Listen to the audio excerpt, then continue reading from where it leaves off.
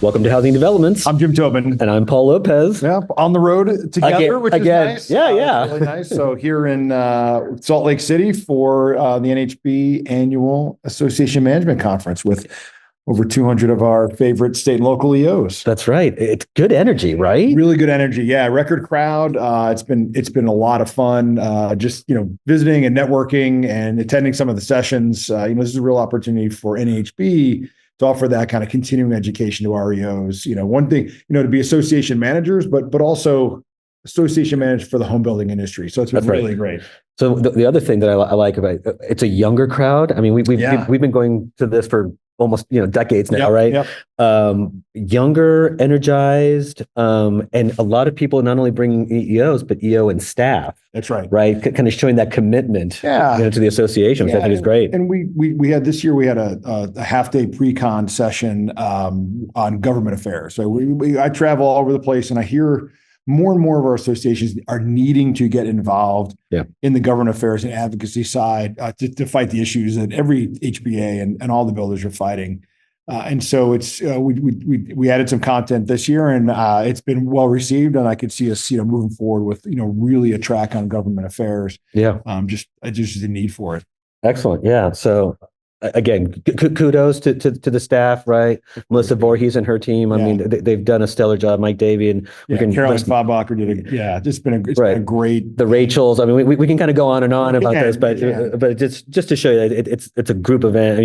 Everything is pulling together from all facets of NHB. And Natalie Fryer, who's the chair of the EOC Council this year from the Fayetteville HBA. Yep. She's been great. She's had a great year. We had her on, I think, a year ago at AMC. That's right. She was coming up through the chair. So Mike Erdman from the Salem area in Oregon, he's next up. Yeah. And then we've got Greg Lane from Washington State, and our always favorite Jay Iverson's our past chair. So it's a great leadership team. It's quite a laundry list we have right now. Oh, and I mentioned Holly Fricaro. She's coming on the leadership ladder. So so it's but a great team of professionals who are dedicated to the Federation, and that's really what this is about. It's great. Yeah, and that's what we need, obviously. All right, so let's talk a little about housing, where things stand on the economic side of things, what we're kind of focusing on. And then, of course, we're in the middle of right now as we're recording this, the Democratic National Convention. Right. We want to pick your brain on that a little bit. Yeah, sure. So the last few numbers from housing, a little soft, right? Not surprising. Yeah. Our HMI down a little bit.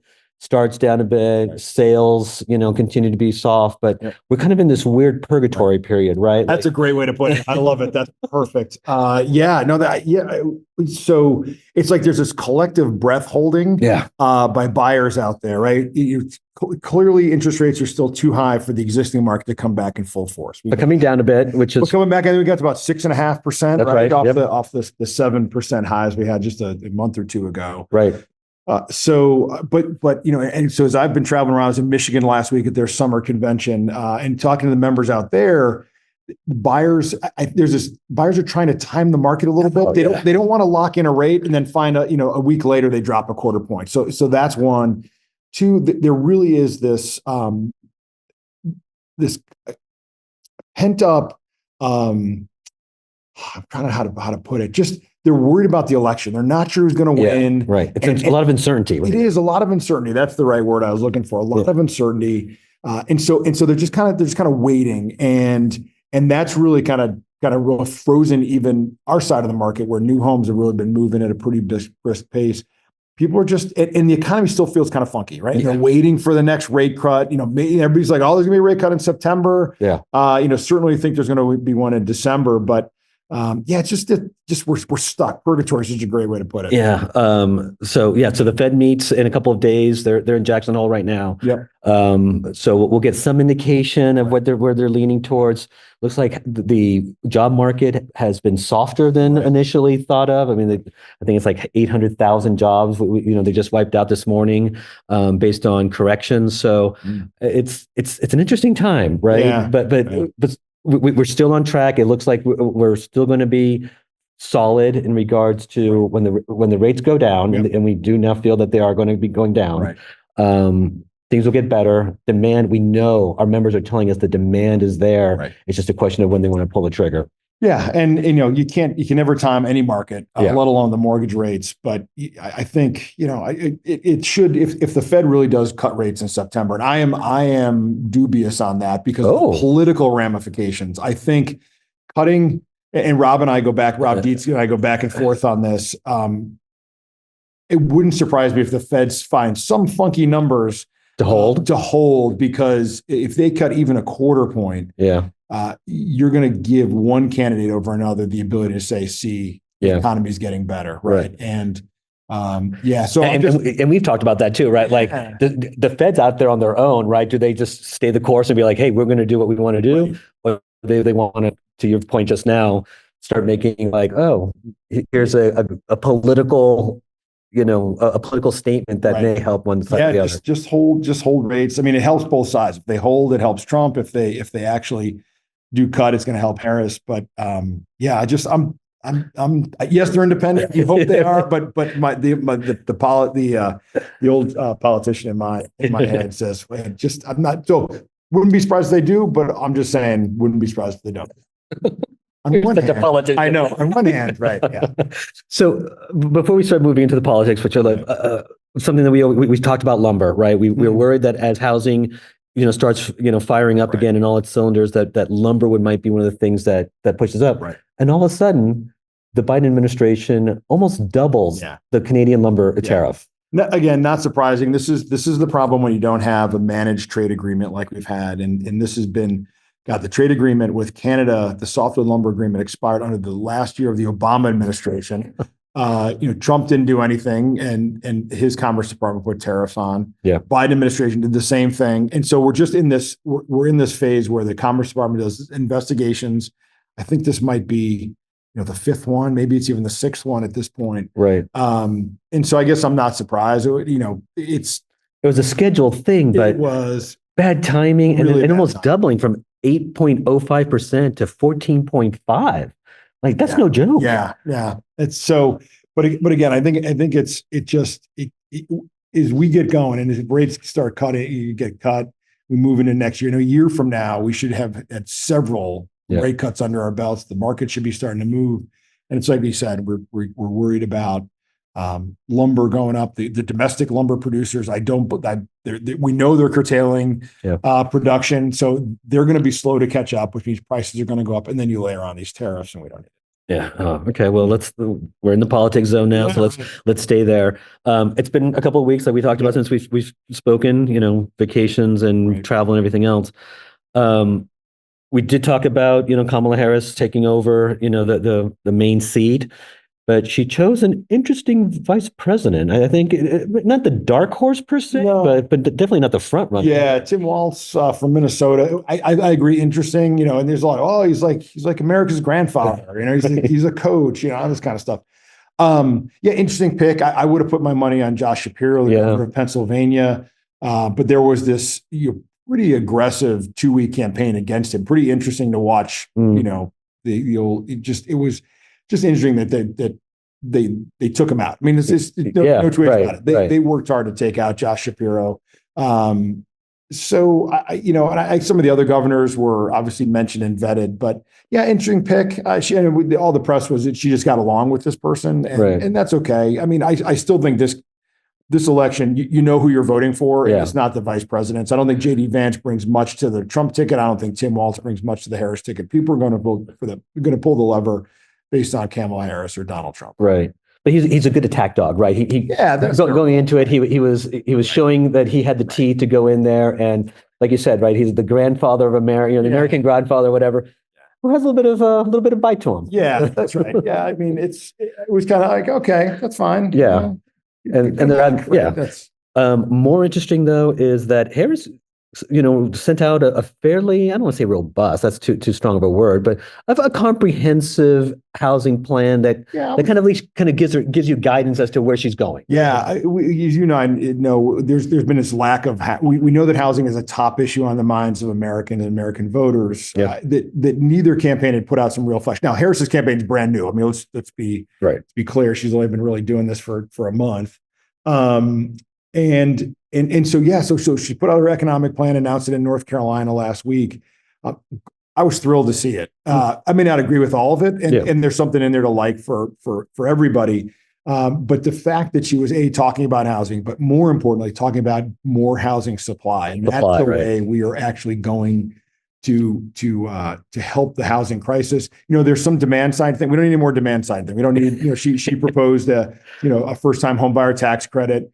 Always nice. We've been through that. Yeah. But that just really or down payment assistance. Right. But that usually just pulls forward, right? Like it kind of drives everything. So important because down payment is the hardest part for anybody to come up with. Sure. But I really focused on the supply side things first and foremost, obviously expanding the low-income housing tax credit to create the creation of low income apartments. Yep. So that's great. We're obviously a leader in that on that policy piece.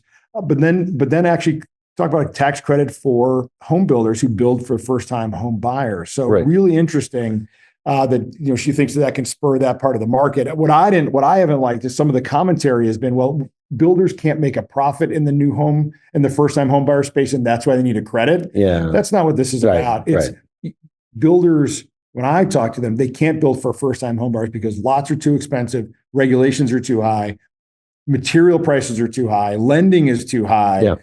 That's really what the issue is. And if we can, if a credit can help builders move into that space to mitigate those high costs, that you can't, and that is what's helpful. But this narrative that it's, builders just they can't turn a profit down there. So that's wrong. Yeah. And it was disappointing that regulations didn't come up at all. Like not even a hint of it. That's the big disappointing part of it. Yeah. I mean, I think there's given the 25% of a single family home, almost 44% of a multifamily unit, it would have been an easy one for her to say, we're going to look to cut regulations. They're going to throw money at local governments to cut regulations, but that's just part of the equation. Maybe the biggest part of that equation, but only part of it. The federal government's got a role to play in the regulatory burdens too. Right. So we're moving into the DNC. We really haven't heard Trump really hasn't floated anything in terms specifically about housing, right? Yeah, the only thing he's talked about lowering regulations, right? But that's literally like the quote. Yeah, and he's talked about opening up federal lands, which would work in those areas where the federal government has a large portion of land. In the West, we're sitting in Utah, Nevada. The federal government owns a lot. Same thing with Nevada, right? Exactly. So, but that's about it. Now he's also talked about a robust economy that would lift all boats. That was his MO when he was in office. Yeah. So not surprising. I'd like to see more meat on the bone from the former president. I'm anxious to get past the conventions. The race has tightened up. This was always the race it was supposed to be. If you think about it, 6 months ago, President Biden and Donald Trump were, Trump was up 1 point in all the swings. He was up nationwide. We're kind of right back to where that is, right? After the debate, Trump, put 5 points on the president. And so we're back to where the campaign is. Nobody's paying attention. Democrats are energized. That's the new piece. Right. No one pays attention after Labor Day. Trump was always going to be quiet this week because everybody's focused on Chicago. Right. So I think it's going to be an interesting 2-month stretch into the campaign, into the election day. And remember, early voting starts in a lot of states. That's September. Right. And we should say that both Chairman Carl Harris and First Vice Chair Buddy Hughes, they're at the DNC. They are, just like they were at the RNC. That's right. I mean, because and we get this, and I'm sure you do traveling. It's like, well, why are you going to both, right? Like, why? Who's better at what? Yeah. But fundamentally, at the end of this, first of all, things swing essentially every 2 years, right? There's a swing. We have to be involved, and I mean by NAHB. Everywhere on both sides of the aisle, right? Like when Nancy Pelosi was Speaker of the House, I know we got ribbed a lot. Like, well, why are you even talking to her? She's the Speaker of the House, That's right? Right. So yeah, I mean, we're doing our members a disservice and industry a disservice if we don't talk to and advocate for or advocate with both sides of the aisle. There's nothing you can do in Washington that it doesn't have to be bipartisan. And as we've always said, if you want enduring housing policy, it's best done in a bipartisan fashion, right? Not whipsawing between administrations. We've seen what Trump administration and Biden undid anything, and vice versa. Right. Executive orders for a few years. I would much rather move something through the legislation. Through the legislative body in order and have the president sign something. So I guess I'm curious. I want you to use your crystal ball a little bit. Usually there's an October surprise. Oh yeah. Any I mean, any bets on what that might be? No, I mean, I don't know. I feel like these Kamala Harris has the most downside in that regard, because while she has been vice president and she's been vetted and she's gone through a campaign, maybe there's something there that the Trump team's opposition research would come up with. Trump's been vetted, A million times. Yeah. Trump's October surprise is whether his sentencing on the New York case, and he's trying to push that back. And I think just if you want to just clean slate into November, that would probably be the best thing to do. Yes, he got convicted.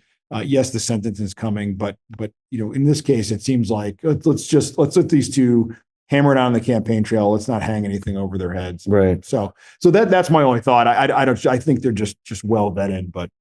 And then something that we haven't really talked about is the House and the Senate races. You'd spoken about a few months ago, and I don't know if you've changed your mind or not, like both chambers maybe flipping. Yeah, nothing's changed. I think there was a moment maybe, right after, when Trump really surged ahead after the debate, where you could, if I squinted, I could make a case that the House could stay Republican. I think that's probably evaporated now. I think the Democrats are so energized, they're going to come out and vote. There's not a lot of ticket splitting. I just haven't bought that. I think the two parties are so rock ribbed. Yeah. And so I do think the House flips. There just aren't enough Republicans in Congress to mitigate, Democratic pickups. Republicans will pick up some seats, but I just don't know if it's enough. But it's not going to be a wave election. There's, the Democrats, if they do take power in the House, aren't going to have a 20-seat majority. They're going to be tight for this next Congress. Right. I think the Senate flips. West Virginia is essentially already in the Republican column with the retirement of Joe Manchin. Yep. So that's 50-50. So the VP is going to matter. Whoever wins, the VP will break ties. We saw this in the Biden administration. Kamala Harris broke a lot of ties. Yeah. In the first 2 years. But I do think that there's just better races out there for the Republicans. Montana's a Right. target. Ohio's a target. Maybe Pennsylvania, but Pennsylvania is one where you could see sitting Senator Democrats like Bob Casey. Maybe he's got a real race on his hands. But now, with Kamala Harris really energizing the party, maybe he's got a better pathway. And you don't think Sherrod Brown gets that same bump in Ohio? I don't, because Pennsylvania is so swingy, right? Pennsylvania, I don't know who's going to win Pennsylvania, but probably whoever wins is probably take the Senate candidate with him or her. Yeah. In Ohio, Trump's going to win Ohio. If Trump wins Ohio by 10 points, that probably doesn't do well for Sherrod Brown. But if he wins by 6 or 7, maybe Sherrod Brown survives. I mean, he's a survivor. He's done it before. Yeah. So, Right. but yeah, that's where I'm at. I haven't moved off that. Again, I've been wrong before, rarely, but I've been wrong. And so that's right. That's where I see it. So, well, that was a lot to go through in the podcast, right? Well, I think what's really important, and this is what we should focus on for our listeners and as an industry, is that housing, for our careers together, we have been working together to get housing, and then it is a campaign issue in a presidential year. We have achieved that, and it's not.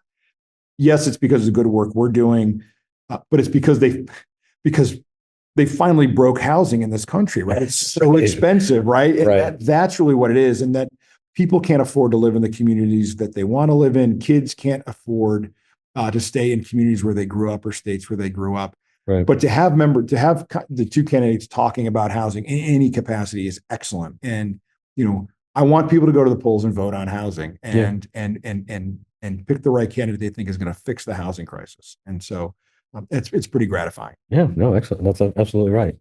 All right. Well, before we sign off, let's do a couple of NHB kind of internal housekeeping. Registration's already open for the NHB Fall Orientation Leadership. That's October 21st and 22nd in DC. That's just a way for, there's two tracks, right? There's the EO track and the leadership track. Yeah. For most of the people listening, it's the leadership track. Like if you want to get more involved with the association at the local level and figure out, what you can do and just be more involved on a regular basis, it's just a great program. Yeah, if you're an EO and you want to engage with NHB and understand all the products and services and support we provide for you and your members, come to Washington, D.C. in October. And if you're a leader, a builder leader Right. of your city, and you want to find out what NAHB can do for not only for you, but for your leadership years as you move through the ladders in your state or local association, it's really, we have a great packed 3 days, and we're looking forward to welcoming everybody to DC. Yeah. And then finally, we can't, not talk about the big one, right? The International Builder Show. That's right. End of February again in Las Vegas. It's going to be bigger than last year. Registration opens in a couple of weeks, September 3rd. September 3rd. So get that early bird registration, and it's going to be bigger than before, right? It's going to be huge. It's going to be massive. It's going to be big. I'm telling you, it's big, really big. Yeah. It's going to be an awesome show. So we always talk about the exhibits, which are spectacular, right? But we can't forget about the educational sessions, right? I mean, there's so much professional development at the show that people love, and we're going to have a new administration one way or the other. So we'll be talking about that in earnest. Yeah. It comes at a great part of the year, obviously in the beginning of the year, but we're going to have rate cuts, either a couple of them under our belt by that time, but certainly at least one. And we're going to be looking down the road of some cuts in 2025, which means that's a perfect time to see the latest and greatest, get educated so that you're ready to hit the ground running in 2025, because demand's going to come back. Absolutely. Yeah. And finally, let's give a big shout out to our sponsor, LG Pro Builder. Yeah, let's build a good life together. Thanks for being with us. Absolutely. Couldn't do it without you. Yeah. So with that, until next time, I'm Paul Lopez. And I'm Jim Tobin. See ya. Take care.